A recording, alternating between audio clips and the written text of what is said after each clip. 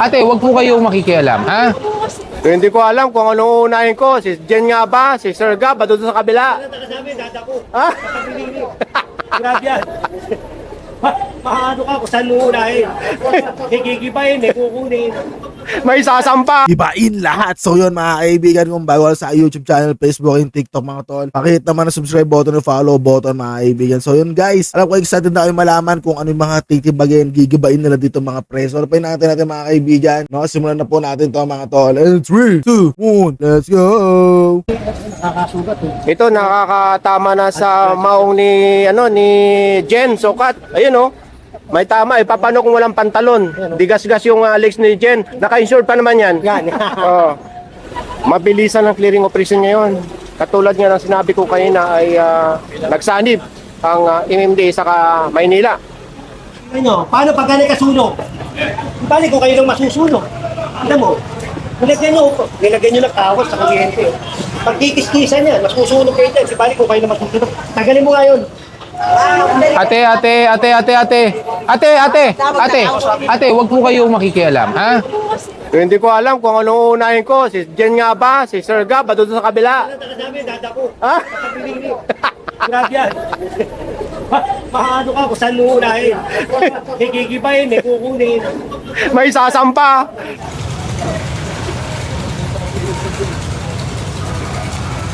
Ilan sasakyan?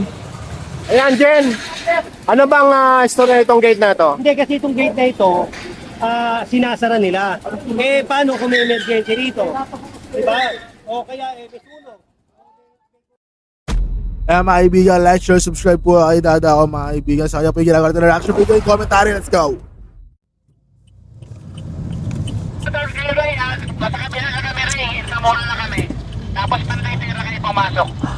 So ito yung pagpapatuloy ng clearing operation ngayong araw, ngayong July 15, 2026. At magmula nga dito sa may Wanluna, doon sa may ginigibang structure. Didiretso ang clearing ngayong araw dito sa may sako pa rin ng Maynila, dito sa Panday Pera.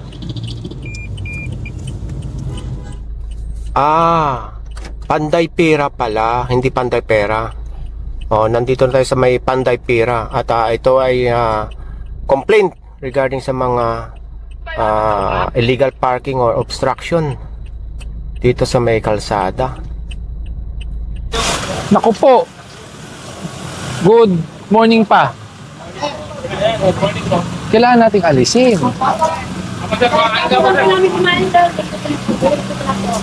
Di ba tayo pwedeng lumipat na muna sa loob? Kasi andyan na yung mga clearing natin. Mukhang masarap ang ulam. Sa loob na lang.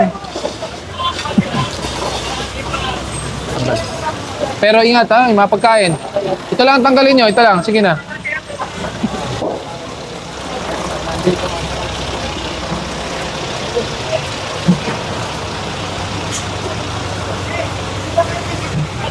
Sir, magandang umaga po.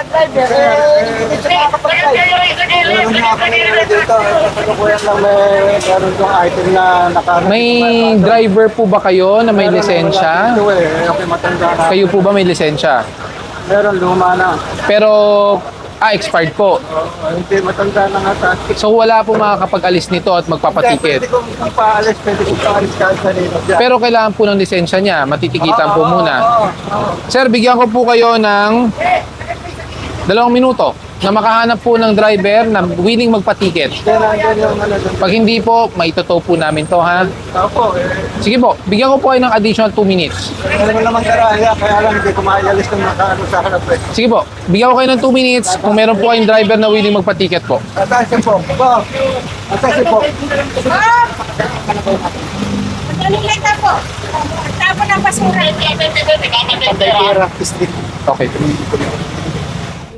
Nakakasugat eh. Ito nakakatama na sa maong ni Jen Sokat. Ayun oh.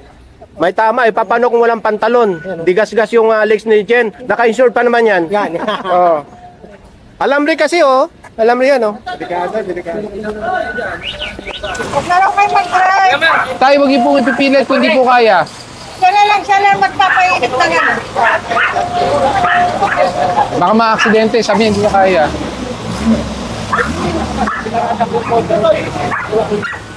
Okay, ganito po. Binigyan ko po ng chance si tatay na maghanap ng driver na willing po magpa-ticket para alisin po yung sasakyan. Kaya meron ako Pag- driver pa, kaya lang nagkataon ng daan. Hindi, Wala rin. hindi, yun nga po tay. Kailangan ko po ngayon, sa oras na ito na may driver, na magpapatiket para ma-issue ng ticket to. Pag ayaw po at walang lisensya, matutow po natin ito. So binigyan ko po si tatay ng extended 2 minutes. 1 minute na lang po. Treasurer? 1 minuto na lang po. Pag wala pa rin po, tay, iusapan po natin kanina, matutow po ha. Hindi na po, tumakbo na po yun. Sige po. Kuwahe. 1 more minute. Pag wala to. Sir, happy fun po. Sige po. Thank you po. Naku, may crush sa inyo, sir. Thank you. Kinuhanan ko to. Oo. Eh kasi nasa kalye. Kaya nga. Nagtitinda yan. Kaya kinuhanan ko. Sige. So, sinabihan ko sa kanila, pag kaya, nagtinda pa ulit kayo dito, so, kukunin ko ulit. Sige.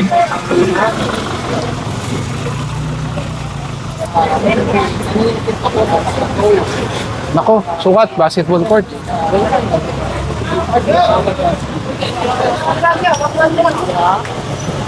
Kunin yung court. Court na lang. Yan, pwedeng tikitan yan. Sa amin na lang. O, sa inyo na.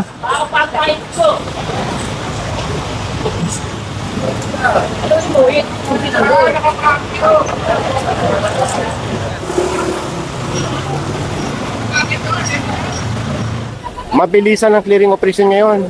Katulad nga ng sinabi ko kayo na ay nagsanib ang MMDA sa Maynila. Thank you po. Good job. Thank you po. Thank you po. Kasya pa motor sa inyo ha, 33. Kasabi. Yes. Bibigyan ko na lang ng notice. Oo. Itabi na lang. Hindi rin kasya sa akin yun eh. Mas maliit truck ko eh. Sige.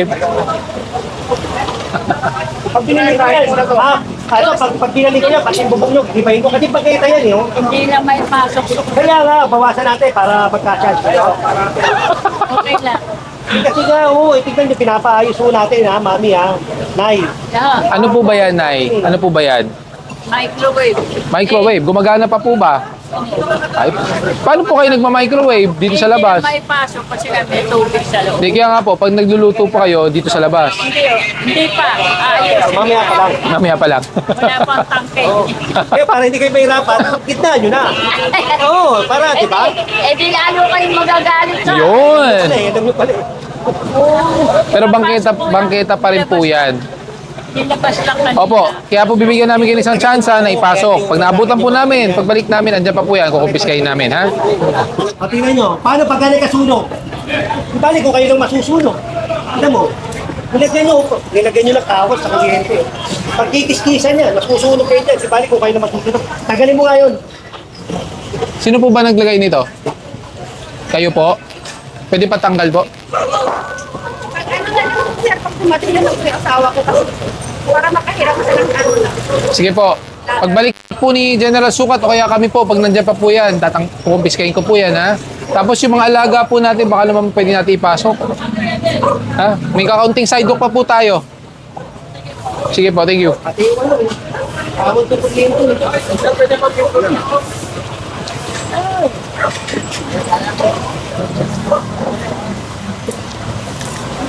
Skog.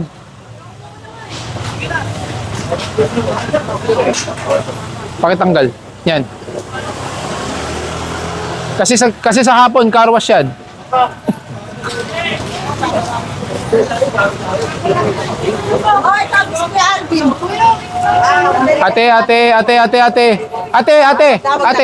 Ate, wag po kayo makikialam, ha?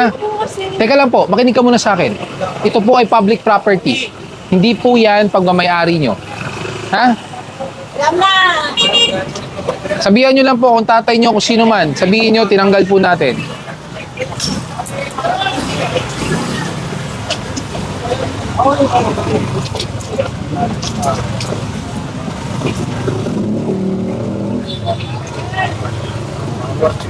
Nagka-carwash po ba kayo dito?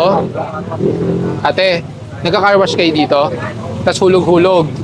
Ang problema po kasi, ang kalsada hindi dapat car wash. Hindi car washan, ha? Ayun pala, car wash, 5 pesos.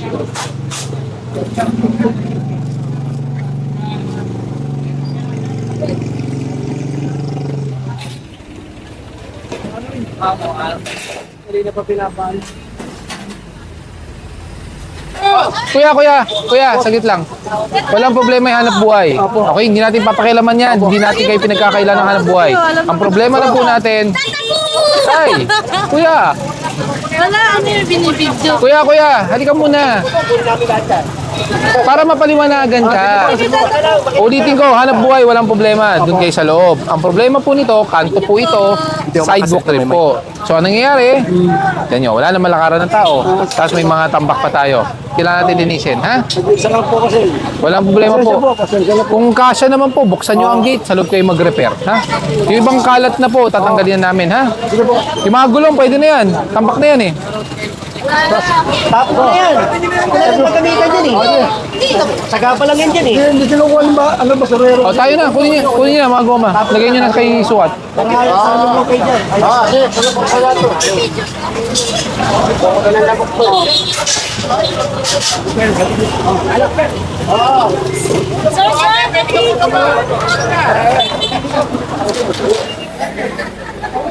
Tawid ka ba yan, sir?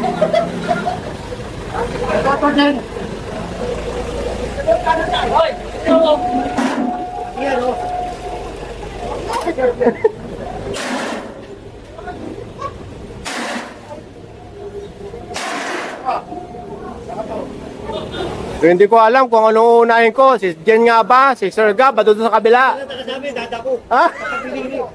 Grabe yan. Maano ka kung saan mo unahin. May gigibayin, may kukunin. May sasampa. Skog! Skog! Kayo na dito. Para simultaneous, sabay. Para mabilis.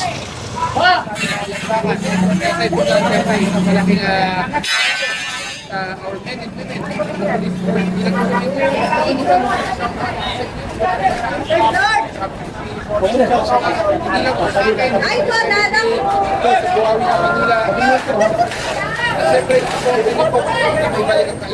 Yung baka salita mo, right?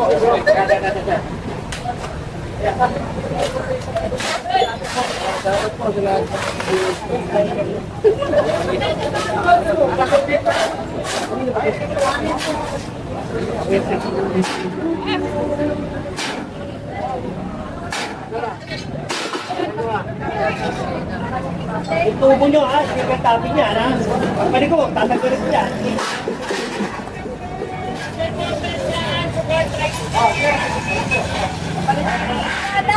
Ayun na po. Ang oras ngayon ay 1:15 ng hapon. Nandito tayo ngayon sa itong Tayuman. Ito ngayon ang perfecto. Naalala niyo yung lugar na ito na mayroong kinumpiska na basketballan dito kasama si General Sukat. Ito, binalikan. At ayon dito kay Sir Gab, walang one-side parking dito. So lahat, kaliwat kanan, matitikitan. Inaantay lang si General Sukat.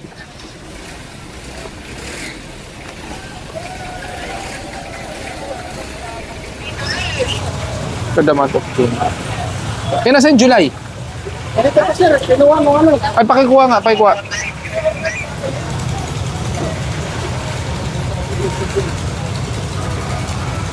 Ilan sasakyan? 5. So, 1, 2, 3, 4, 5. Opo, kasama jeep. Sa inyo yung jeep? Sa kasama po namin. Kasama nyo. So, 5. So, 1, 2, 3, 4, 5. Okay. Bon, may MOA to. 1, 2, 3, 4, 5. Kasama daw. Andito yung papel. 5 slot, 5. Okay na po. Thank you. Okay. Itong iba, Sir Gab. Lahat wala. Ito lang, may MOA eh. Matitikitan na lahat ito. Yung sa kaliwa.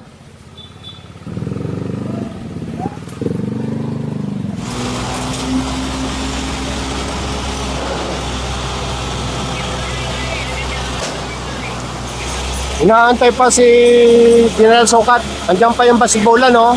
At saka, nung nakaraan, gigibayin daw yung gate na yan.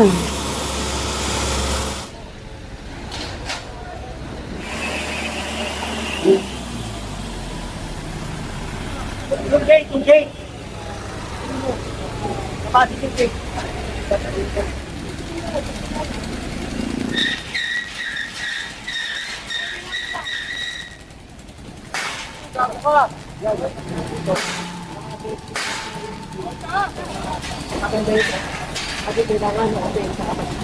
Ayan, Jen.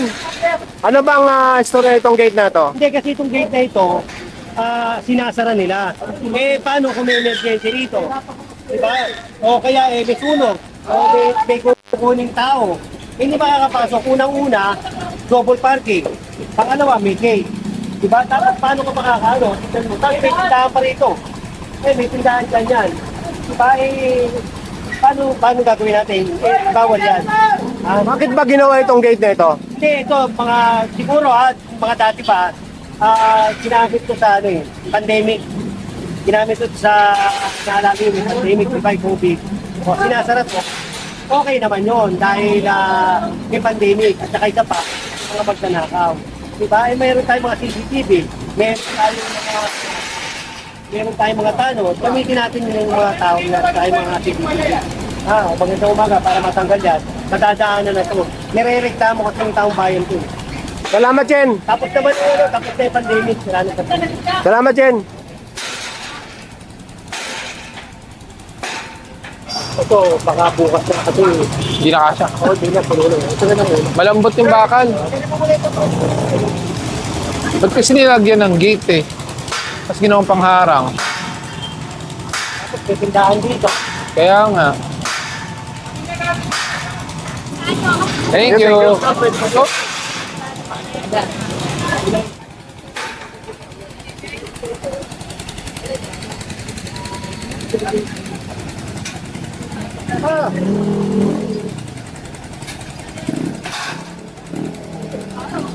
At para sa mga kababayan natin, panahon na itigil natin ang mga special treatments, entitlement.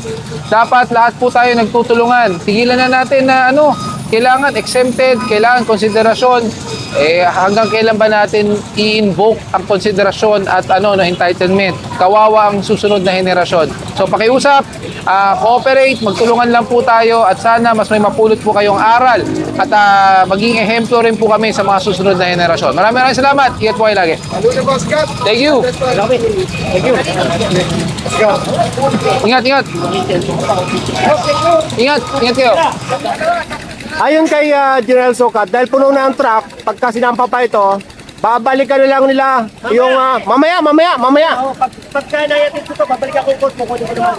Ayun. Kasi yung court niya, kinuha ko na yung isa eh. Oo. Natira yung isa. O, kukunin natin muli. Okay, ingat. Ang oras ngayon ay 1:30 ng hapon. Bali, apat na tow truck ang naiwan dito. 3 may sampa. Kasama ito. Ito, may sampa na ito. Ngayon mayroon pang isa. So, tamang-tama yung naiiwan na 4 dito.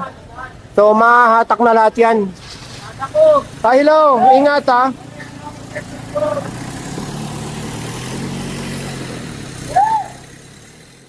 Alright mga kaibigan, no, nakita naman natin mga kaibigan isang matinding bakbakan tol, no. Wala namang pumalag, no. Talagang lahat is wala na nagawa, binigay na, tinibag na. So mga kaibigan, siguro ako dito lang magkita sa susunod na episode. Maraming salamat sa panonood mga kaibigan, no. At kita-kita nyo kung gaano katindi yung mga tol. Do that, please, my next reaction video ang commentary. Let's do this.